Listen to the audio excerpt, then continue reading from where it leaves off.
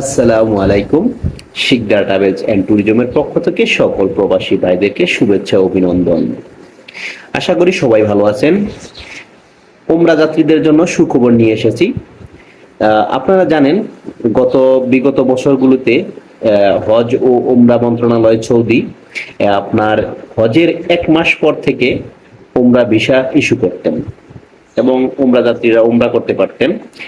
এবছর সৌদি হজ ও মন্ত্রণালয় থেকে নতুন আপডেট নিউজ করেছে।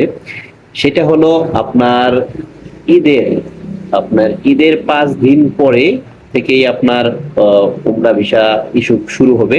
অর্থাৎ আপনার 10 তারিখ থেকে উমরা ভিসা ইস্যু শুরু হবে। 11 থেকে আপনারা উমরা যাত্রীরা ফ্লাই করতে পারবে। আপনারা যারা 14 দিনের প্যাকেজ অথবা আপনার পরিবার 3 মাসের জন্য আপনার কাছে নিতে যাচ্ছেন, তারা শিকদার ট্রাভেলস এন্ড ট্যুরিজমের সাথে যোগাযোগ করতে পারেন।